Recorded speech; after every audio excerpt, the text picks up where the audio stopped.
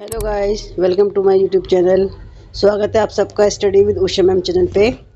आज हम 10वीं क्लास का इकोनॉमिक्स का पार्ट नंबर 2 भारतीय अर्थव्यवस्था के क्षेत्रक के बारे में पढ़ेंगे। ठीक है, ये चैप्टर सीबीएसई के अकॉर्डिंग बहुत ही इंपॉर्टेंट है, क्योंकि इसमें से भी कई सारे क्वेश्चन पूछे जाते हैं आपसे। 3 नंबर, 5 नंबर और 1 नंबर में भी इसमें से सारे क्वेश्चन आपसे पूछे जाते हैं। ठीक है, चलिए स्टार्ट करते हैं।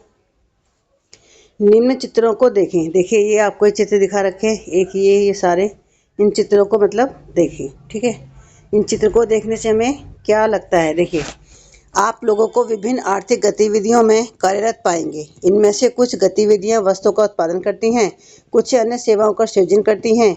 ये गतिविधियां हमारे चारों ओर हर समय संपादित होती हैं, यहाँ तक कि हमारे बोलने में भी। हम इन गतिविधियों को कैसे समझ सकते हैं? इन्हें समझने का एक तरीका यह है कि कुछ महत्वपूर्ण मानदंडों के आधार पर इन्हें विभिन्न समूहों में वर्गीकृत कर दिया जाए। इन समूहों को क्षेत्रक भी कहते हैं। उद्देश्य और किसी महत्वपूर्ण मानदंड के आधार पर इन्हें अनेक तरीकों से वर्गीकृत किया जा सकता है।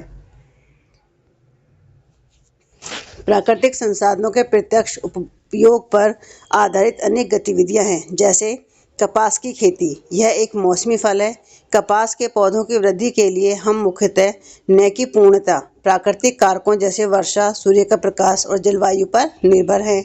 अतः कपास एक प्राकृतिक उत्पाद है। इसी प्रकार डेयरी उत्पादन में हम पशुओं की जैविक प्रक्रिया एवं चारा आदि की उपलब्धता पर निर्भर होते हैं। अतः इसका उत्पाद दूध भी एक प्राकृतिक उत्पाद है। इसी प्रकार खनिज और अयस्क भी प्राकृतिक उत्पाद है। जब हम प्राकृतिक संसाधनों का उपयोग करके किसी वस्तु का उत्पादन करते हैं तो इसे प्राथमिक क्षेत्र की गतिविधि कहते हैं। ठीक है, यानी कि जो देखिए, जो आपका प्राथमिक क्षेत्र है, प्राथमिक क्षेत्र के अंतर्गत जो प्राकृतिक संसाधन है, ठीक है, इन प्राकृतिक संसाधनों का उपयोग करके हम किसी वस्तु का जब उत्पादन करते हैं तो इसे हम क्या बोलते हैं? इसे प्राकृतिक क्षेत्र की गतिविधि कहा जाता है। जैसे आप देख सकते हो, इस चित्र में आपको दिखा रखा है प्राथमिक क्षेत्रक। ठीक है, तो प्राथमिक क्षेत्र में आपका जो कृषि है इससे रिलेटेड आते हैं। ठीक है, तो ये सारी जो प्राकृतिक वस्तुएं, ये इनसे ही हम नई वस्तु का उत्पादन करते हैं। ठीक है, प्राथमिक क्यों? क्योंकि उन सभी उत्पादों का आधार है जिन्हें हम क्रम से निर्मित करते हैं। चूंकि हम अधिकांश प्राकृतिक उत्पाद कृषि, डेयरी, मत्स्य और वनों से प्राप्त करते हैं, इसलिए इस क्षेत्र को कृषि एवं सहायक क्षेत्र भी कहा जाता है। ठीक है, यानी जो प्राथमिक क्षेत्र है, प्राथमिक क्षेत्र को हम कृषि एवं सहायक क्षेत्र भी कहते हैं। क्यों कहते हैं? क्योंकि जो हमारा जो आधार है, ठीक है, जिसमें जो हमारा जो आधार है वो हमारा प्राकृतिक उत्पाद है। ठीक है, द्वितीयक क्षेत्र की गतिविधियों के अंतर्गत प्राकृतिक उत्पादों को विनिर्माण प्रणाली के जरिए अन्य रूपों में परिवर्तित किया जाता है। ठीक है, यह प्राथमिक क्षेत्र के बाद अगला कदम है। यहाँ वस्तुएं सीधे प्रकृति से उत्पादित नहीं होती हैं, बल्कि निर्मित की जाती हैं। इसलिए विनिर्माण की प्रक्रिया अपरिहार्य है। यह प्रक्रिया किसी कारखाना, किसी कार्यशाला या घर में हो सकती है। जैसे कपास के पौधे से प्राप्त रेशे का उपयोग कर हम सूत काटते और कपड़ा बुनते हैं। गन्ने को कच्चे माल के रूप में उपयोग कर हम चीनी और गुड़ तैयार करते हैं। हम मिट्टी से ईंटें बनाते हैं और ईंटों से घर और भवन का निर्माण करते हैं। चूंकि यह क्षेत्र क्रम से संवर्धित विभिन्न प्रकार के उद्योगों से जुड़ा हुआ है, इसलिए इसे औद्योगिक क्षेत्र भी कहा जाता है। ठीक है, यानी कि देखिए, जो हमने जो कृषि क्षेत्र से जो चीज़ें उत्पन्न होती हैं, जैसे आपको इसमें बताया गन्ने से गुड़ और चीनी बनाना, ठीक है, सरसों से तेल बनाना, तो ये सारे क्या है? ये हमारे विनिर्माण उद्योग है। यानी कि वे वस्तुएं जिससे हम किसी नई वस्तु का जो निर्माण करते हैं वो क्या कहलाती है? हमारी विनिर्माण कहलाती है। ठीक है, और ये हमारी औद्योगिक क्षेत्र कहलाता है। ठीक है, यानी प्राथमिक क्षेत्र और द्वितीय क्षेत्र। ठीक है, यानी कि ये द्वितीय क्षेत्र जाते हैं हमारा प्राकृतिक क्षेत्र के ऊपर या कृषि क्षेत्र के ऊपर ही वो निर्भर होता है। ठीक है, प्राथमिक और द्वितीयक क्षेत्र के अतिरिक्त आर्थिक गतिविधियों की एक तीसरी कोटि भी है, जो तृतीयक क्षेत्र के अंतर्गत आती है और उपयुक्त दो क्षेत्रकों से भिन्न हैं। ये गतिविधियां प्राथमिक और द्वितीयक क्षेत्र के विकास में मदद करती हैं और द्वितीयक क्षेत्र के विकास में मदद करती हैं। ये गतिविधियां स्वतः वस्तुओं का उत्पादन नहीं करती, बल्कि उत्पाद प्रक्रिया में सहयोग या मदद करती हैं। जैसे प्राथमिक और द्वितीयक क्षेत्र द्वारा उत्पादित वस्तुओं को थोक एवं खुदरा विक्रेताओं को बेचने के लिए ट्रकों और ट्रेनों द्वारा परिवहन करने की जरूरत पड़ती है। कभी कभी वस्तुओं को गोदामों में भंडारित करने की आवश्यकता होती है। हमें उत्पादन और व्यापार में सहूलियत के लिए टेलीफोन पर दूसरों से वार्तालाप करने या पत्राचार या बैंकों से कर्ज लेने की भी आवश्यकता होती है। परिवहन, भंडारण, संचार, बैंक सेवाएं और व्यापार तृतीय गतिविधियों के कुछ उदाहरण हैं। चूंकि ये गतिविधियां वस्तुओं के बजाय सेवाओं का सृजन करती हैं, इसलिए तृतीय क्षेत्र को सेवा क्षेत्र भी कहा जाता है। ठीक है, तो यहाँ से एक बार क्वेश्चन में आया था कि तृतीय जो सेवा क्षेत्र है, सेवा क्षेत्र को किस क्षेत्र को सेवा क्षेत्र कहा जाता है। तो जो हमारा टेरिटरी सेक्टर है, जो हमारा तीसरा क्षेत्र है, इसको हम क्या बोलते हैं? सेवा क्षेत्र भी कहते हैं। क्यों सेवा क्षेत्र कहते हैं? क्योंकि इसमें किसी नई वस्तु का उत्पादन नहीं होता, बल्कि जो हमारे प्राथमिक और द्वितीय क्षेत्र है उनको ये सेवा प्रदान करता है। ठीक है, तो यहाँ से आपसे ना कई बार वो एग्जाम्पल भी पूछ लेता है कि प्रथम क्षेत्र के उदाहरण बताइए, द्वितीय क्षेत्र के उदाहरण बताइए, तृतीय क्षेत्र के उदाहरण बताइए। ठीक है, सेवा क्षेत्र में कुछ ऐसी परिहारीय सेवाएं भी हैं जो प्रत्यक्ष रूप से वस्तुओं के उत्पादन में सहायता नहीं करती हैं। जैसे हमें शिक्षकों, डॉक्टरों, धोबी, नाई, मोची एवं वकील जैसे व्यक्तिगत सेवाएं उपलब्ध कराने वाले और प्रशासनिक एवं लेखाकरण कार्य करने वाले लोग की आवश्यकता होती है। वर्तमान समय में सूचना प्रौद्योगिकी पर आधारित कुछ नवीन सेवाएं जैसे internet cafe, ATM booth, call centre, software company इत्यादि भी महत्वपूर्ण हो गई हैं। अब हम तीनों क्षेत्रों की तुलना, ठीक है, ये पढ़ेंगे। प्राथमिक, द्वितीय एवं तृतीय क्षेत्र के विविध उत्पादन कार्यों से काफी मात्रा में वस्तुओं और सेवाओं का उत्पादन होता है। साथ ही इन क्षेत्रों में काफी अधिक संख्या में लोग वस्तुओं और सेवाओं के उत्पादन के लिए काम करते हैं। इसलिए अगले चरण में यह देखना है कि प्रत्येक क्षेत्र में कितनी वस्तुएं और सेवाएं उत्पादित होती हैं और कितने लोग उस क्षेत्र में काम करते हैं। किसी अर्थव्यवस्था में कुल उत्पादन और रोजगार की दृष्टि से एक या अधिक क्षेत्र प्रधान होता है, जबकि अन्य क्षेत्र अपेक्षाकृत छोटे आकार के होते हैं। प्रत्येक क्षेत्र की विविध वस्तुओं और सेवाओं की गणना हम कैसे करते हैं और कुल उत्पादन को कैसे जानते हैं? आप सोचते होंगे कि हजारों की संख्या में उत्पादित वस्तुओं और सेवाओं की गणना करना असंभव है। यह न केवल वृहद कार्य है, बल्कि आप आश्चर्यचकित भी होंगे कि हम कारों और कंप्यूटरों, कीलों और फर्नीचरों की संख्या का योगफल कैसे कर सकते हैं। यह अत्यंत बेतुकी बात है। आप बिल्कुल यही सोचते हैं। इस समस्या के समाधान के लिए अर्थशास्त्रियों का सुझाव है कि वस्तुओं और सेवाओं की वास्तविक संख्या का योग करने के स्थान पर उनके मूल्य का उपयोग किया जाना चाहिए। जैसे यदि 10,000 किलोग्राम गेहूं 20,000 प्रति किलोग्राम की दर से बेचा जाता है, तो गेहूं का मूल्य 2 लाख रुपए होगा। 15 रुपये प्रति नारियल की दर से 500 नारियल का मूल्य 75,000 होगा। इसी प्रकार तीनों क्षेत्रों के वस्तुओं और सेवाओं के मूल्य की गणना की जाती है और उसके बाद योगफल प्राप्त करते हैं। ध्यान रखें कि यहाँ एक सावधानी बरतने की जरूरत है। उत्पादित और बेची गई प्रत्येक वस्तु की गणना करने की जरूरत नहीं है। केवल अंतिम वस्तुओं और सेवाओं की गणना का ही औचित्य है। जैसे एक किसान किसी आटा मिल को 20 रुपये प्रति किलो की दर से गेहूं बेचता है। मिल में गेहूं की पिसाई होती है और बिस्किट कंपनी को आटा 25 रुपये प्रति किलोग्राम की दर से बेचा जाता है। बिस्कुट कंपनी आटा के साथ चीनी और तेल जैसी चीज़ों का उपयोग करती है और बिस्किट के 4 पैकेट बनाती है। वह बाजार में उपभोक्ताओं को 80 रुपये में, ठीक है, 20 प्रति पैकेट बिस्किट बेचती है। अतः बिस्कुट ही अंतिम उत्पाद है, अर्थात वह वस्तु जो उपभोक्ताओं तक पहुंचती है। केवल अंतिम वस्तुओं और सेवाओं का ही गणना क्यों की जाती है? दिए गए उदाहरण में अंतिम वस्तु से विपरीत गेहूं और आटा जैसी वस्तुएं मध्यवर्ती वस्तुएं हैं। मध्यवर्ती वस्तुएं अंतिम वस्तुओं और सेवाओं के निर्माण में इस्तेमाल की जाती हैं। अतः वस्तुओं के मूल्य में मध्यवर्ती वस्तुओं का मूल्य पहले से ही शामिल होता है। ठीक है, यानी कि जो देखिए जो हमारा अंतिम उत्पाद है, ठीक है, उसमें जो मध्यवर्ती जो वस्तुएं होती है उनका जो मूल्य है ऑलरेडी पहले से ही उसके अंदर शामिल होता है। इसलिए हम वस्तुओं का जो अंतिम उत्पाद आता है उसके ही मूल्य को शामिल करते हैं। बिस्किट के मूल्य 80 रुपये में पहले से ही आटे का मूल्य 25 रुपये शामिल है। इसी प्रकार अन्य मध्यवर्ती वस्तुओं का मूल्य भी शामिल होगा। अतः गेहूं और आटे के मूल्य की अलग अलग गणना उचित नहीं है, क्योंकि तब हम एक ही वस्तु के मूल्य की गणना कई बार करते हैं, पहले गेहूं के रूप में, फिर आटे के रूप में, अंततः अंतिम वस्तु बिस्किट के रूप में मूल्य की कई बार गणना करते हैं। किसी विशेष वर्ष में प्रत्येक क्षेत्रक द्वारा उत्पादित अंतिम वस्तुओं और सेवाओं का मूल्य उस वर्ष में क्षेत्र के कुल उत्पादन की जानकारी प्रदान करता है।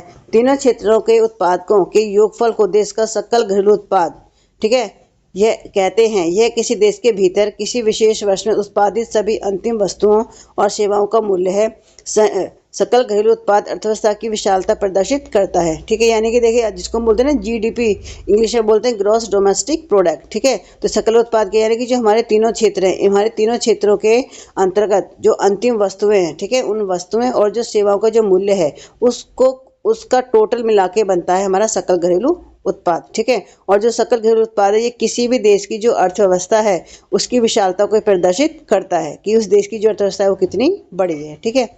भारत में सकल घरेलू उत्पाद मापन जैसा कठिन कार्य केंद्र सरकार के मंत्रालय द्वारा किया जाता है, ठीक है। यानी कि जीडीपी जो कैलकुलेट की जाती है, जो गणना की जाती है, किसके द्वारा की जाती है? जो केंद्र सरकार है उसके मंत्रालय के द्वारा की जाती है। यह मंत्रालय राज्यों और केंद्र शासित क्षेत्रों के विभिन्न सरकारी विभागों की सहायता से वस्तुओं और सेवाओं की कुल संख्या और उनके मूल्य से संबंधित सूचना एकत्र करता है और तब जीडीपी का अनुमान करता है, ठीक है। आपने न्यूज़ में बहुत सुना होगा जीडीपी की, जो भारत की जीडीपी है वो बढ़ रही है इस तरीके से, कभी कम हो रही है कभी बढ़ रही है, इस तरीके से आपने न्यूज़ में भी सुना होगा, ठीक है। क्षेत्रकों में ऐतिहासिक परिवर्तन। सामान्यतः अधिकांश विकसित देशों के इतिहास में यह देखा गया है कि विकास की प्रारंभिक अवस्थाओं में प्राथमिक क्षेत्र की आर्थिक सक्रियता का सबसे महत्वपूर्ण क्षेत्रक रहा है। जैसे जैसे कृषि प्रणाली परिवर्तित होती गई और कृषि क्षेत्रक समृद्ध होता गया, वैसे वैसे पहले की तुलना में अपेक्षाकृत अधिक उत्पादन होने लगा।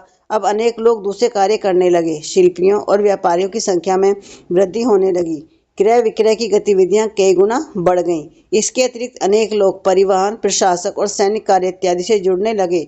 फिर भी इस अवस्था में अधिकांश उत्पादित वस्तुएं प्राकृतिक उत्पाद थीं जो प्राथमिक क्षेत्रक में आती थीं और अधिकांश लोग इसी क्षेत्रक में रोजगार करते थे। लंबे समय 100 वर्षों से अधिक के बाद और विशेषकर विनिर्माण की नवीन प्रणाली के प्रचलन से कारखाने अस्तित्व में आए और उनका प्रसार होने लगा। जो लोग पहले खेतों में काम करते थे उनमें से बहुत अधिक लोग अब कारखानों में काम करने लगे। उन्हें कारखानों में काम करने के लिए मजबूर किया गया, जैसा कि आपने इतिहास में पढ़ा है। कारखानों में सस्ती दरों पर उत्पादित वस्तुओं का लोग इस्तेमाल करने लगे। कुल उत्पादन एवं रोजगार की दृष्टि से द्वितीय क्षेत्रक सबसे महत्वपूर्ण हो गया। इस कारण अतिरिक्त समय में भी काम होने लगा। इसका अर्थ है कि क्षेत्रकों का जो महत्व है वो परिवर्तित होता गया। देखिए जो परिवर्तन है, परिवर्तन तो वक्त की डिमांड भी होती है और देखिए परिवर्तन प्रकृति का नियम भी होता है, तो ठीक है। तो समय के साथ साथ में जो हमारे क्षेत्र हैं इनका भी जो महत्व है वो भी परिवर्तित होता गया। विगत 100 वर्षों में विकसित देशों में द्वितीयक क्षेत्रक से तृतीयक क्षेत्रक की ओर पुनः बदलाव हुआ। कुल उत्पादन की दृष्टि से सेवा क्षेत्र का महत्व बढ़ गया। अधिकांश श्रमजीवी लोग सेवा क्षेत्र में ही नियोजित हैं। विकसित देशों में यही सामान्य लक्षण देखा गया है। भारत में तीनों क्षेत्रों का कुल उत्पादन और रोजगार कितना है? विगत वर्षों में विकसित देशों में देखे गए पैटर्न के समरूप क्या भारत में भी परिवर्तन हुआ है? हम इसे अगले खंड में देखेंगे। देखिए हम बात करते हैं भारत में प्राथमिक, द्वितीयक और तृतीयक क्षेत्र। आलेख 1 तीनों क्षेत्रकों द्वारा उत्पादित वस्तुओं और सेवाओं को दिखाता है। यह 2 वर्षों 1973-74 2013-14 के उत्पादन को दिखाता है। हमने इन 2 वर्षों के लिए आंकड़ों का उपयोग किया है क्योंकि ये आंकड़े तुलनीय और प्रमाणिक हैं। आप देख सकते हैं कि 40 वर्षों में कुल उत्पादन में कितनी समृद्धि हुई है। देखिए ये जो हमें दिखा रखा है ये हमारे प्राथमिक, द्वितीय और तृतीय यानी तीनों सेक्टर दिखा रखे हैं, ठीक है। जो ग्रीन से दिखा रखा है ये आपका तीसरा क्षेत्र है जिसको हम सेवा क्षेत्र भी कहते हैं, ठीक है।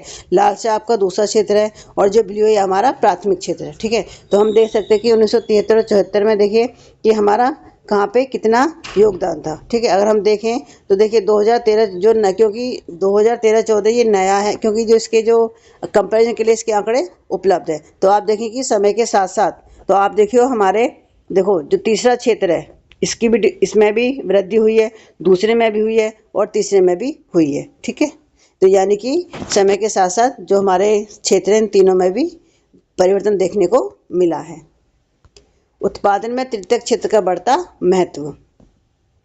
वर्ष 1973-74 और 2013-14 के बीच 40 वर्षों में यद्यपि सभी क्षेत्रों में उत्पादन में वृद्धि हुई, परंतु सबसे अधिक जो वृद्धि हुई है वो तृतीय क्षेत्र के उत्पादन में हुई। परिणामतः वर्ष 2013-14 में भारत में प्राथमिक क्षेत्र को प्रतिस्थापित करते हुए तृतीय क्षेत्र सबसे बड़े उत्पादक क्षेत्र के रूप में उभरा। भारत में तृतीय क्षेत्र इतना महत्वपूर्ण क्यों हो गया? इसके कई कारण हो सकते हैं, ठीक है। प्राथमिक क्षेत्र किसी भी देश में अनेक सेवाओं जैसे अस्पताल, शैक्षिक संस्थाएं, डाक एवं तार सेवा, थाना, कचहरी, ग्रामीण प्रशासनिक कार्यालय, नगर निगम, रक्षा, परिवहन, बैंक, बीमा कंपनी इत्यादि की आवश्यकता होती है, ठीक है। तो इन्हें बुनियादी सेवाएं भी कहा जाता है, ठीक है। देखिए जो अस्पताल है या शिक्षा है, ठीक है, जो आपके डाक है, तार है, ठीक है, और जो प्रशासनिक कर्मचारी है, आपका ट्रांसपोर्ट हो गया, बैंक हो गया, बीमा हो गया, ये सारी की सारी क्या है? ये किसी भी देश के लिए ये बुनियादी सेवाएं हैं होती हैं, ठीक है। और किसी विकासशील देश में इन सेवाओं के जो प्रबंधन की जो जिम्मेदारी होती है वो सरकार उठाती है, ठीक है। इसलिए जो तीसरा क्षेत्र है इसमें इतनी ज़्यादा परिवर्तन हुआ है, इतना महत्वपूर्ण ये हो गया है। द्वितीय कृषि एवं उद्योग के विकास से परिवहन, व्यापार, भंडारण जैसी सेवाओं का विकास होता है। प्राथमिक और द्वितीय क्षेत्र का विकास जितना अधिक होगा, ऐसी सेवाओं की मांग उतनी ही अधिक होगी, ठीक है। जैसे जैसे आय बढ़ती है, कुछ लोग अन्य कई सेवाओं जैसे रेस्टोरेंट, पर्यटन, शॉपिंग, निजी अस्पताल, निजी विद्यालय, व्यावसायिक प्रशिक्षण इत्यादि की मांग शुरू कर देते हैं। आप नगरों में, विशेषकर बड़े नगरों में इस द्रुत परिवर्तन को देख सकते हैं। चतुर्थ विगत दशकों में सूचना और संचार प्रौद्योगिकी पर आधारित कुछ नवीन सेवाएं महत्वपूर्ण एवं अपरिहार्य हो गई हैं। इन सेवाओं के उत्पादन में तीव्र वृद्धि हो रही है। अध्याय 4 में हम इन नवीन सेवाओं और इनके प्रसार के कारणों की चर्चा करेंगे। अतः आपको याद रखना चाहिए कि सेवा क्षेत्र की सभी सेवाओं में समान रूप से समृद्धि नहीं हो रही है। भारत में सेवा क्षेत्र कई तरह के लोगों को नियोजित करते हैं। एक और उन सेवाओं की संख्या सीमित है जिसमें अत्यंत कुशल और श्रमिकों को रोजगार मिलता है। दूसरी ओर बहुत अधिक संख्या में लोग छोटी दुकानों, मरम्मत कार्यों, परिवहन जैसी सेवाओं में लगे हुए हैं। वे लोग बड़ी मुश्किल से जीविका निर्वाह कर पाते हैं और वे इन सेवाओं में इसलिए लगे हुए हैं क्योंकि उनके पास कोई अन्य वैकल्पिक अवसर नहीं है। इस कारण सेवा क्षेत्र के केवल कुछ भागों का ही महत्व बढ़ रहा है। आप इनके बारे में अगले खंड में विस्तार से पढ़ेंगे। अब पढ़ते हैं कि जो अधिकांश लोग हैं वो कहाँ नियोजित हैं। आलेख 2 सकल घरेलू उत्पाद में तीनों क्षेत्रों की प्रतिशत निश्चित दर प्रस्तुत करता है। अब आप 40 वर्षों में क्षेत्रों के बदलाव महत्व को प्रत्यक्ष देख सकते हैं। देख रहे हो, इसके अंदर आपको ये दिखा रखा है कि देखिए, जो प्राथमिक क्षेत्र में पहले जो थी 71% थी, ठीक है, और 2017-18 में 44 रह गई, ठीक है, और दूसरे क्षेत्र में 11 था और अब ये 25 हो गया, ठीक है, और पहले 18% था, फिर ये 31% हो गया, ठीक है। तो आप देखेंगे कि इसमें किस तरीके से जो रोजगार है उसमें जो क्षेत्र में किस तरीके से परिवर्तन हो रहा है, ठीक है। भारत के संदर्भ में एक उल्लेखनीय तथ्य है कि यद्यपि सकल घरेलू उत्पाद में तीनों क्षेत्रों की हिस्सेदारी में परिवर्तन हुआ, फिर भी रोजगार में ऐसा ही परिवर्तन नहीं हुआ। आरेख 3 वर्ष 1970-78 एवं 270-18 और वर्ष 2003 में तीनों क्षेत्रों में रोजगार की हिस्सेदारी को दिखाता है। आज भी प्राथमिक क्षेत्र में बड़ी संख्या नियुक्त है। देखिए, अगर हम देखें कि प्राथमिक और द्वितीय क्षेत्र हैं, ठीक है, इनमें आज भी जो हमारा जो प्राथमिक क्षेत्र है उसमें आज भी लोग की जो काम करने की जो लोग हैं उनकी जो है वो ज़्यादा है, ठीक है। प्राथमिक क्षेत्र से रोजगार का ऐसा ही क्षेत्र स्थानांतरण क्यों नहीं हुआ? इसका कारण ये है कि द्वितीय और तृतीय क्षेत्र में रोजगार के पर्याप्त अवसरों का सृजन नहीं हुआ। यानी कि देखिए, लोग जो अभी भी कृषि पे ही क्यों निर्भर है, क्योंकि जो हमारा दूसरा और जो तीसरा क्षेत्र है इसमें नए रोजगार का सृजन नहीं हुआ है, नई नौकरियां नहीं बनी है, ठीक है। यद्यपि इस अवधि में वस्तुओं के औद्योगिक उत्पादन में 3 गुना से ज़्यादा वृद्धि हुई, परंतु औद्योगिक रोजगार में लगभग 3 गुना ही वृद्धि हुई। तृतीय क्षेत्र पर भी यही बात लागू होती है। सेवा क्षेत्र में उत्पादन में 14 गुना वृद्धि हुई, परंतु रोजगार में 5 गुना से भी कम वृद्धि हुई। परिणामतः देश में आधे से अधिक श्रमिक प्राथमिक क्षेत्र मुख्यतः कृषि में काम कर रहे हैं, जिसका सकल घरेलू उत्पाद में योगदान लगभग 1/6 भाग है। इसकी तुलना में द्वितीय और तृतीय क्षेत्र का सकल घरेलू उत्पाद में बाकी हिस्सा है, परंतु ये क्षेत्र कम लोगों को रोजगार प्रदान करते हैं। क्या इसका अर्थ यह है कि कृषि क्षेत्र में लगे श्रमिक अपनी क्षमता से कम उत्पादन कर रहे हैं? क्या इसका अर्थ यह है कि कृषि में आवश्यकता से अधिक लोग लगे हुए हैं?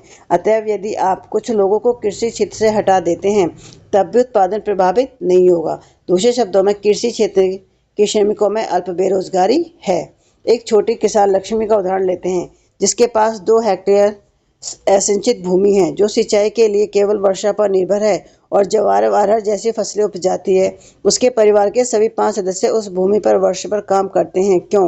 क्योंकि उन्हें कहीं और रोजगार उपलब्ध नहीं है। आप देखेंगे कि प्रत्येक व्यक्ति काम कर रहा है, कोई बेकार नहीं है, परंतु वास्तव में उनका श्रम प्रयास विभाजित है। प्रत्येक व्यक्ति कुछ काम कर रहा है, परंतु किसी को भी पूर्ण रोजगार प्राप्त नहीं है। ये अल्प बेरोजगारी की स्थिति है, जहाँ लोग प्रत्यक्ष रूप से काम करें लेकिन सभी अपनी क्षमता से कम काम करते हैं। इस प्रकार की जो अल्प बेरोजगारी को छिपी हुई बेरोजगारी कहते हैं, क्योंकि ये उन लोगों की बेरोजगारी जिनके पास कोई रोजगार नहीं और बेकार बैठे हुए हैं से अलग है खुली बेरोजगारी, इसलिए इसे प्रच्छन्न बेरोजगारी भी कहा जाता है। देखिए क्वेश्चन यहीं से बनता है कि प्रच्छन्न बेरोजगारी, ठीक है, या छिपी बेरोजगारी किसे कहते हैं। तो देखिए जो कृषि है यहाँ पे ज्यादातर ना यही होती है, क्योंकि लोग बाग एक ही परिवार के लोग, उनके पास अगर भूमि का टुकड़ा छोटा है तो भी सभी लोग उसमें ही काम कर रहे होते हैं, ठीक है। तो उनके काम करने से जो उत्पादन है, जो प्रोडक्शन है, उसमें कोई भी चेंज नहीं आता। अगर 4 लोग भी काम करेंगे तो भी उत्पादन उतना ही होगा और 5 लोग काम करेंगे तो भी उत्पादन उतना नहीं होगा, ठीक है। तो इस तरीके से जो बेरोजगारी है वो छुपी हुई, मतलब देखने में तो लग रहा है कि वो लोग काम कर रहे हैं, लेकिन उनके काम करने से जो प्रोडक्टिविटी है, जो प्रोडक्शन है, उसमें कोई भी चेंजेस नहीं आ रहे हैं। तो इस तरह की जो बेरोजगारी है तो उसको क्या बोलते हैं, प्रच्छन्न बेरोजगारी, ठीक है। अब मान लेते हैं कि एक भूस्वामी सुखराम आता और अपनी जमीन पर काम करने के लिए लक्ष्मी के परिवार के 1 या 2 सदस्यों को भाड़े पर ले जाता है। अब लक्ष्मी के परिवार को मजदूरी के द्वारा कुछ अतिरिक्त आय होती है।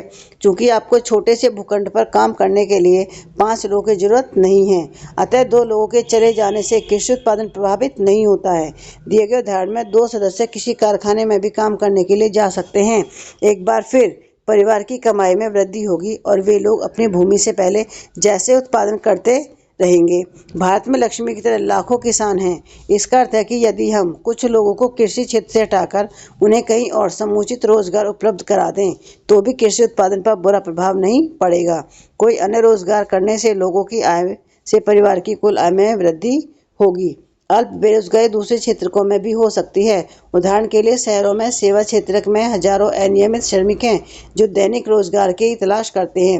वे प्लम्बर, पेंटर, मरम्मत कार्य जैसे रोजगार कार्य करते हैं और अन्य लोग सुविधाजनक विषय काम करते हैं। उनमें से कई रोजाना काम नहीं पाते हैं। इसी प्रकार हम सेवा क्षेत्र के कुछ लोगों को सड़कों पर ठेला खींचते अथवा कुछ चीजें बेचते हुए देखते हैं, जहाँ वे पूरा दिन बिता देते हैं परंतु बहुत कम कमा पाते हैं। वे यह काम इसलिए कर रहे हैं क्योंकि उनके पास में कोई और बेहतर अवसर नहीं है, ठीक है। अब बात करते हैं अतिरिक्त रोजगार का सृजन कैसे हो। उपयुक्त चर्चा से हम देख सकते हैं कि कृषि क्षेत्र में अल्प बेरोजगार की स्थिति गंभीर बनी हुई है। कुछ लोग ऐसे हैं जिन्हें बिल्कुल रोजगार नहीं मिला। लोगों के लिए रोजगार की वृद्धि कैसे की जा सकती है, हम कुछ तरीकों को देखते हैं। हम लक्ष्मी में उसके 2 हेक्टेयर असिंचित भूखंड का उदाहरण लेते हैं। उसके परिवार की भूमि की सिंचाई हेतु एक कुएं का निर्माण करने के लिए सरकार कुछ मुद्रा व्यय कर सकती है या बैंक ऋण प्रदान कर सकता है। जब लक्ष्मी अपनी भूमि की सिंचाई करने में सक्षम होगी और रबी मौसम में एक दूसरी फसल गेहूं उपजाएगी, हम मान लेते हैं कि 1 हेक्टेयर भूमि की फसल 2 लोगों को 50 दिनों बीज डालने, पानी देने, खाद डालने और कटाई में तक रोजगार प्रदान कर सकती है। अतः परिवार के 2 अन्य सदस्यों को अपनी जमीन में रोजगार मिल सकता है। अब मान लेते हैं कि ऐसे कई खेतों की सिंचाई के लिए नए बांध का निर्माण किया जाता है अथवा एक नहर खोदी जाती है। इससे कृषि क्षेत्र में रोजगार के अनेक अवसर सृजित हो सकेंगे और अल्प बेरोजगारी की समस्या अपने आप कम हो जाएगी। अब मान लेते हैं कि लक्ष्मी और दूसरे किसान पहले की तुलना में अधिक उत्पादन करते हैं। उन्हें कुछ उत्पाद बेचने की भी आवश्यकता होगी। इसके लिए उन्हें अपना उत्पाद नजदीक के शहर में ले जाने की आवश्यकता हो सकती है। यदि सरकार परिवहन और फसलों के भंडार पर अथवा बेहतर ग्रामीण सड़कों के निर्माण पर कुछ पैसा निवेश करती है तो छोटे ट्रक सब जगह पहुंच जाते हैं। इस तरीके से लक्ष्मी जैसे अनेक किसान जिन्हें अब पानी की सुविधा उपलब्ध है, फसलों की उपज और विक्रय कर सकते हैं। इस कार्य से केवल किसानों को उत्पादक रोजगार उपलब्ध नहीं हो सकता है, बल्कि परिवहन और व्यापार जैसी सेवा में लगे लोगों को भी रोजगार प्राप्त हो सकता है। लक्ष्मी की जरूरत केवल पानी तक ही सीमित नहीं है। खेती करने के लिए उसे बीज, उर्वरक, कृषिगत उपकरण और पानी निकालने के लिए पंप सेट की भी जरूरत है। एक निर्धन किसान होने के कारण वह सभी चीजों पर खर्च नहीं कर सकती, इसलिए उसे साहूकार से पैसा उधार लेना होगा और उच्च ब्याज दर पर व्यापार करना पड़ेगा। यदि स्थानीय बैंक उचित ब्याज दर पर उसे साख प्रदान करता है तो वह इन सभी चीजों को उचित समय पर खरीदने और अपनी भूमि पर खेती करने में सक्षम होगी। तात्पर्य यह है कि पानी के साथ साथ कृषि में सुधार के लिए किसानों को सस्ते कृषि साख भी प्रदान करने की जरूरत है। हम अध्याय 4 मुद्रा साख में कुछ आवश्यकताओं का अध्ययन करेंगे। हम एक अन्य तरीकों से इस समस्या का समाधान कर सकते हैं। वह तरीका है अर्ध ग्रामीण क्षेत्रों में उन उद्योगों और सेवाओं की पहचान करना और उन्हें बढ़ावा देना जहां बहुत अधिक लोग नियोजित किए जा सकें। उदाहरण के लिए मान लेते हैं कि अनेक किसान अरहर और मटर उपजाने का निर्णय करते हैं। इनकी वसूली और प्रसंस्करण के लिए तथा शहरों में विक्रय करने के लिए दाल मिल की स्थापना एक ऐसा ही उदाहरण है। शीत भंडार गृहों के खुलने से किसान को एक अवसर मिलेगा कि वे अपने आलू और प्याज जैसे उत्पादों का भंडारण कर सकें और अच्छी कीमत मिलने पर बेच सकें। वह क्षेत्रों के निकटवर्ती गांव में हम शहद संग्रह केंद्रों की शुरुआत कर सकते हैं, जहां किसान वनों से प्राप्त शहद बेच सकें। सब्जियों और कृषिगत उत्पादों जैसे आलू, शकरकंद, चावल, गेहूं, टमाटर और फल इत्यादि जिसे बाहरी बाजारों में बेचा जा सके के लिए प्रसंस्करण उद्योगों की स्थापना की जा सकती है। यह अर्ध ग्रामीण क्षेत्रों में स्थित उद्योगों में रोजगार प्रदान करेगा। क्या आप जानते हैं कि भारत में 60% जनसंख्या 5 से 29 वर्ष आयु की है? इनमें से 51% के लगभग ही विद्यालय जाते हैं। शेष खास करके 18 वर्ष या उससे कम आयु के बच्चे विद्यालय नहीं जाते। वे या तो घर पर रहेंगे या उनमें से अधिकतर बाल श्रमिक के रूप में काम कर रहे होंगे। यदि ये बच्चे भी विद्यालय जाने लगे तो हमें और अधिक भवनों, अध्यापकों और अन्य कर्मचारियों की आवश्यकता होगी। योजना आयोग वर्तमान में नीति आयोग द्वारा किए गए एक अध्ययन के अनुसार अकेले शिक्षा क्षेत्र में लगभग 20 लाख रोजगारों का सृजन किया जा सकता है। इसी प्रकार यदि हमें स्वास्थ्य की स्थिति में सुधार करना है तो हमें ग्रामीण क्षेत्रों में काम करने वाले और अधिक डॉक्टरों, नर्सों, स्वास्थ्य कर्मचारी की आवश्यकता पड़ेगी। ये कुछ ऐसे तरीके हैं जिनसे रोजगार का सृजन होगा और हम विकास के महत्वपूर्ण पहलू पर विचार कर पाने में भी सक्षम होंगे। प्रत्येक राज्य या प्रदेश में वहां के निवासियों की आय और उनके रोजगार में वृद्धि करने की संभावना होती है। यह पर्यटन अथवा क्षेत्रीय शिल्प उद्योग अथवा प्रौद्योगिकी जैसे नवीन सेवाओं के माध्यम से हो सकता है। इनमें से कुछ के लिए समुचित योजना सरकारी सहायता की आवश्यकता होगी। उदाहरण के लिए योजना आयोग के अध्ययन के अनुसार यदि पर्यटन क्षेत्र में सुधार होता है तो हमें प्रतिवर्ष 35 लाख से अधिक लोगों को अतिरिक्त रोजगार प्रदान कर सकते हैं। हम जानते हैं कि चर्चा किए गए कुछ सुझावों के अमल में लंबा समय लगेगा, अतः छोटी अवधि के लिए हमें कुछ द्रुत उपायों की जरूरत है। इसे ध्यान में रखते हुए केंद्र सरकार ने अभी भारत के लगभग 625 जिलों में काम का अधिकार लागू करने के लिए कानून बनाया। इसे महात्मा गांधी राष्ट्रीय ग्रामीण रोजगार गारंटी अधिनियम 2005 कहते हैं। देखो यह आपसे ना यहाँ से एक नंबर में क्वेश्चन पूछा जाता है कि मनरेगा, इसको ना बोलते हैं मनरेगा, ठीक है, कि मनरेगा का विस्तारित रूप बताइए। तो मनरेगा का विस्तारित रूप ये कि महात्मा गांधी राष्ट्रीय ग्रामीण रोजगार गारंटी अधिनियम, ठीक है। और आपसे ये भी पूछ लेगा कि ये कब शुरुआत की गई थी, तो ये की गई थी 2005 में, ठीक है। 2005 के अंतर्गत उन सभी लोगों जो काम करने में सक्षम हैं और जिन्हें काम की जरूरत है को सरकार द्वारा ग्रामीण क्षेत्रों में वर्ष में 100 दिन के रोजगार की गारंटी दी गई है। यदि सरकार रोजगार उपलब्ध कराने में असफल रहती है तो वह लोगों को बेरोजगारी भत्ता देगी। अधिनियम के अंतर्गत इस तरह के कामों को वरीयता दी जाए, ठीक है। तो आपसे कई बार ये भी पूछ लेता है वो कि ये जो मनरेगा की विशेषताओं का वर्णन कीजिए, तो आप लिख सकते हो कि इसमें 100 दिन के रोजगार की गारंटी दी गई है, ठीक है। अगर सरकार इनको उपलब्ध नहीं करा पाती है तो लोगों को बेरोजगारी भत्ता भी वो देती है, ठीक है, जिनसे भविष्य में भूमि से उत्पादन बढ़ाने में मदद मिलेगी। अब बात करते हैं संगठित और असंगठित के रूप में क्षेत्रों का विभाजन। अब हम आर्थिक कार्यों को विभाजित करने के एक अन्य तरीके का परीक्षण करते हैं। इसे लोगों के नियोजित होने के आधार पर देखते हैं। उनके काम करने की शर्तें क्या हैं, क्या कोई नियम और विनियम हैं जिनका उनके रोजगार के संदर्भ में अनुपालन किया जाता है। कांता असंगठित क्षेत्र में काम करती है। संगठित क्षेत्र में वे उद्यम अथवा कार्य स्थान आते हैं जहां रोजगार की अवधि नियमित होती है और इसलिए लोगों के पास सुनिश्चित काम होता है। वे क्षेत्रक सरकार द्वारा पंजीकृत होते हैं और उन्हें सरकारी नियमों एवं विनियमों का अनुपालन करना होता है। देखिए यहाँ से भी आपको हर बार 3 नंबर या 5 नंबर क्वेश्चन पूछते हैं कि संगठित और असंगठित क्षेत्रों के अंतर्गत आप वर्णन कीजिए, ठीक है। तो यानी कि जो संगठित क्षेत्र होते हैं वो क्या होते हैं, जो संगठित क्षेत्र होते हैं वहाँ पे जो रोजगार होते हैं, यानी कि यहाँ पे जो काम करने की जो अवधि है वो नियमित होती है, ठीक है, और लोगों के पास में एक सुनिश्चित काम होता है, ठीक। और ये सारे के सारे जो है ये सरकार के द्वारा पंजीकृत होते हैं और इन्हें सरकारी नियमों का भी पालन करना होता है, ठीक है। इन नियमों एवं विनियमों का अनेक विधियों जैसे कारखाना अधिनियम, न्यूनतम मजदूरी अधिनियम, सेवानुदान अधिनियम, दुकान एवं प्रतिष्ठान अधिनियम इत्यादि में उल्लेख किया गया है। इसे संगठित क्षेत्र कहते हैं क्योंकि इसकी कुछ औपचारिक प्रक्रिया एवं कार्यविधि है। कुछ लोग किसी के द्वारा नियोजित नहीं होते बल्कि वे स्वतः काम कर सकते हैं, परंतु वे भी अपने को सरकार के समक्ष पंजीकृत कराते हैं और नियमों एवं विनियमों का पालन करते हैं। तो संगठित क्षेत्र के जो कर्मचारियों को रोजगार सुरक्षा के लाभ मिलते हैं उनसे एक निश्चित समय तक ही काम करने की आशा की जाती है। यदि वे अधिक काम करते तो नियोक्ता द्वारा उन्हें अतिरिक्त वेतन दिया जाता है। वे नियोक्ता से कई दूसरे लाभ भी प्राप्त करते हैं। ये लाभ क्या है, देखो सवेतन छुट्टी, अवकाश काल में भुगतान, भविष्य निधि, सेवानुदान इत्यादि पाते हैं। वे चिकित्सीय लाभ पाने के हकदार होते हैं और नियमों के अनुसार कारखाना मालिक को पेयजल और सुरक्षित कार्य पर्यावरण जैसे सुविधाओं का सुनिश्चित करना होता है। जब वे सेवानिवृत्त होते हैं तो पेंशन भी प्राप्त करते हैं। इसके विपरीत कमल असंगठित क्षेत्र में काम करता है। देखो, आप एक क्षेत्र को याद कर लीजिए कि जो संगठित क्षेत्र क्या होता है। ठीक है, कई बार ना ऐसे क्वेश्चन बना के पूछा जाता है कि एक व्यक्ति वहाँ पे कार्य करता है, उसको सवैतनिक छुट्टी भी मिलती है, ठीक है, और उसको चिकित्सा लाभ भी मिलता है। तो आप बताइए कौन क्षेत्र में वो काम करता है। तो आप बता सकते हो कौन क्षेत्र में काम करता है, वो संगठित क्षेत्र में काम करता है। ठीक है, आपने संगठित क्षेत्र को याद करें तो असंगठित क्षेत्र उसके अपोजिट होता है। असंगठित क्षेत्र छोटी छोटी और बिखरी इकाइयों जो अधिकांशतः सरकारी नियंत्रण से बाहर होती हैं, ठीक है, से निर्मित हो, यानी कि जो असंगठित क्षेत्र है ये छोटी छोटी इकाइयाँ होती हैं और इन पे सरकार का कोई भी नियंत्रण नहीं होता है। इस क्षेत्र के नियम और विनियम तो होते हैं, परंतु देखो, किसी भी क्षेत्र में आप काम करें उस क्षेत्र के नियम तो होते हैं, लेकिन उनको पालन सही तरीके से नहीं होता है। वे कम वेतन वाले रोजगार हैं और प्राय नियमित नहीं है। यहाँ पर जो सैलरी मिलेगी वो भी कम मिलेगी और वो भी रेगुलर नहीं है। ठीक है, यहाँ आपको समय में काम करने, सवेतन छुट्टी, अवकाश, बीमारी के कारण छुट्टी इत्यादि का कोई प्रावधान नहीं है। रोजगार सुरक्षित नहीं है। श्रमिकों को बिना किसी कारण काम से हटाया जा सकता है। कुछ मौसमों में जब काम कम होता है तो कुछ लोगों को काम से छुट्टी दे दी जाती है। बहुत से लोग नियोक्ता की पसंद पर निर्भर होते हैं। इन क्षेत्र में काफ़ी संख्या में लोग अपने अपने छोटे कार्यों जैसे सड़कों पर विक्रय अथवा मरम्मत कार्य में स्वतः नियोजित हैं। इसी प्रकार किसान अपने खेतों में काम करते हैं और जरूरत पड़ने पर मजदूरी पर श्रमिकों को लगाते हैं। अब हम बात करते हैं असंगठित क्षेत्र के श्रमिकों का संरक्षण कैसे हो।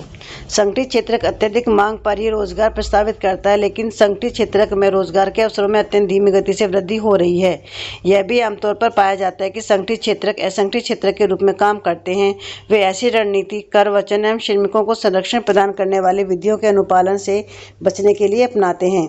परिणामतः बहुत से श्रमिक असंगठित क्षेत्र में काम करने के लिए विवश हुए हैं, जहां बहुत कम वेतन मिलता है, उनका प्राय शोषण किया जाता है और उन्हें उचित मजदूरी नहीं दी जाती है और उनकी आय कम है और नियमित नहीं है। इस रोजगार में संरक्षण नहीं है और नहीं इसमें कोई लाभ है। सन 1990 से ये देखा गया है कि संगठित क्षेत्र के बहुत अधिक श्रमिक अपना रोजगार खोते जा रहे हैं।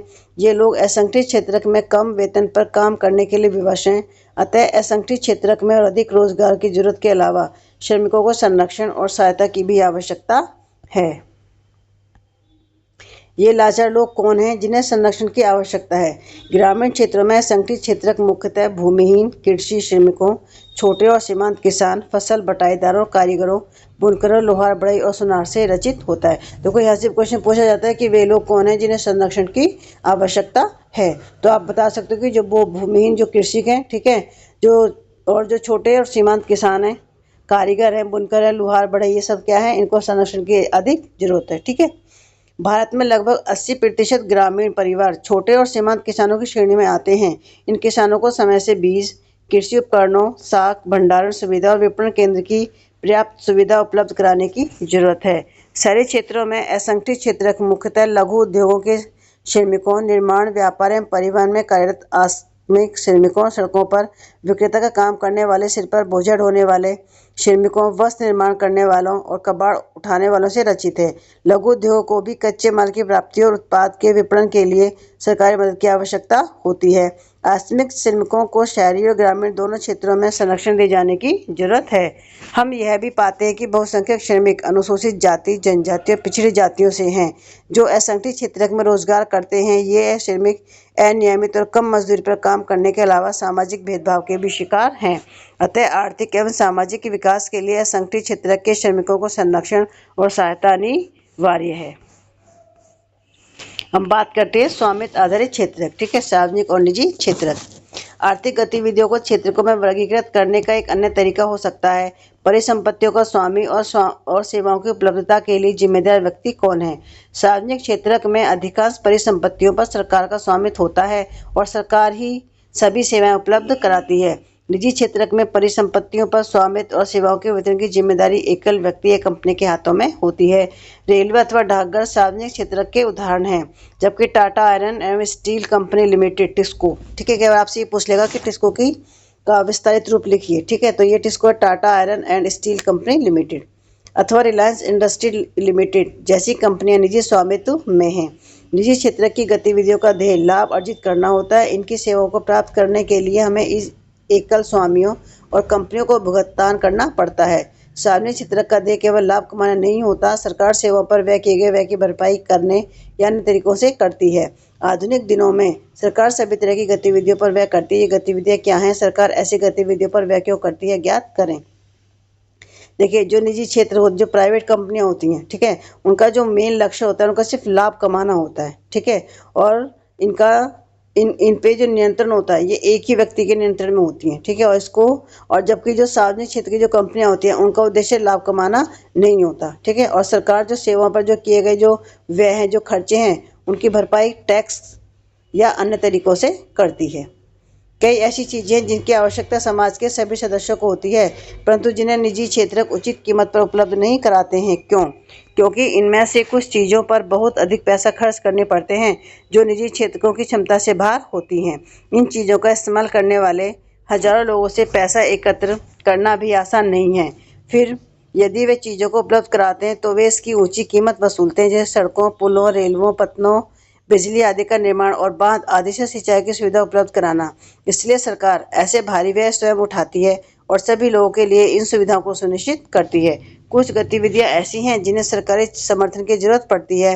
निजी क्षेत्र उन उत्पादनों अथवा व्यवसायों को जब तक जारी नहीं रख सकते जब तक सरकार उन्हें प्रोत्साहित नहीं करती है। जैसे उत्पादन मूल्य पर बिजली की बिक्री से बहुत से उद्योगों में वस्तुओं की उत्पादन लागत में वृद्धि हो सकती है। अनेक इकाइयां, विशेषकर लघु इकाइयां बंद हो सकती हैं। यहाँ सरकार उस दर पर बिजली उत्पादन और वितरण के लिए कदम उठाती है जिस पर ये उद्योग बिजली खरीद सकते हैं। सरकार लागत का कुछ अंश वहन करती है। इसी प्रकार भारत सरकार किसानों से उचित मूल्य पर गेहूं और चावल खरीदती है, इसे अपने गोदामों में भंडारित करती है और राशन दुकानों के माध्यम से उपभोक्ता को कम मूल्य पर बेचती है। सरकार लागत का कुछ भाग वहन करती है। इस प्रकार सरकार किसानों और उपभोक्ताओं दोनों को सहायता पहुंचाती है। अधिकतर आर्थिक गतिविधियां ऐसी हैं जिनकी प्राथमिक जिम्मेदारी सरकार पर है। इन पर व्यय करना सरकार ही की अनिवार्यता है, जैसे सभी के लिए स्वास्थ्य और शिक्षा सुविधाएं उपलब्ध कराना। ठीक है, हमने पहले अध्याय में कुछ गतिविधियों पर विचार किया है। समुचित ढंग से विद्यालय चलाना और गुणात्मक शिक्षा, विशेषकर प्राथमिक शिक्षा उपलब्ध कराना सरकार का कर्तव्य है। भारत में निरक्षरों की संख्या विश्व में सबसे अधिक है। इसी प्रकार हम जानते हैं कि भारत के लगभग आधे बच्चे कुपोषण के शिकार हैं और उनमें से 1/4 गंभीर रूप से बीमार हैं। हमने शिशु मृत्यु दर के बारे में पढ़ा है। उड़ीसा 40 अथवा मध्य प्रदेश 48 का शिशु मृत्यु दर विश्व में कुछ निर्धनतम भागों से अधिक है। सरकार को भी मानव विकास के पक्षों जैसे सुरक्षित पेयजल की उपलब्धता, निर्धनों की आवासीय सुविधाएं और भोजन पोषण पर भी ध्यान देने की जरूरत है। सरकार का यह भी कर्तव्य है कि वे बजट बढ़ाकर अत्यंत निर्धनों की और देश के पूर्णतः उपेक्षित भागों की देखभाल करे।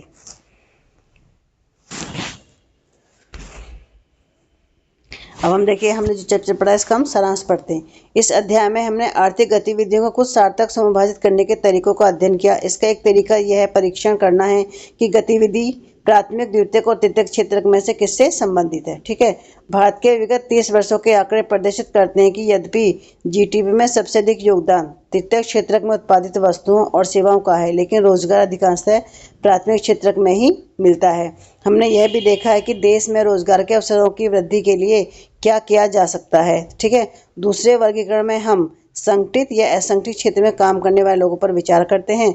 अधिकांशतः लोग असंगठित क्षेत्र में काम कर रहे हैं और उनके लिए संरक्षण अनिवार्य है। ठीक है, हमने सार्वजनिक और निजी क्षेत्र की गतिविधियों के बीच अंतर का अध्ययन किया और देखा कि जो सार्वजनिक गतिविधियों को कुछ निश्चित क्षेत्रों पर केंद्रित करना अनिवार्य क्यों है। ठीक है, तो ये चैप्टर बहुत ही अच्छा था। ठीक है, इंटरेस्टिंग भी था। जिन्होंने मेरे चैनल को सब्सक्राइब नहीं करा, प्लीज़ मेरे चैनल को लाइक और सब्सक्राइब करना न भूलें और दूसरे बच्चों को भी शेयर करें ताकि उनको भी इसका फ़ायदा मिल सके। और आप कमेंट्स करके ही बता सकते हैं कि चैप्टर आपको समझ में आया है या नहीं। ठीक है, तो आज के लिए बस इतना ही। मिलते हैं आपसे नेक्स्ट वीडियो में। Thank you.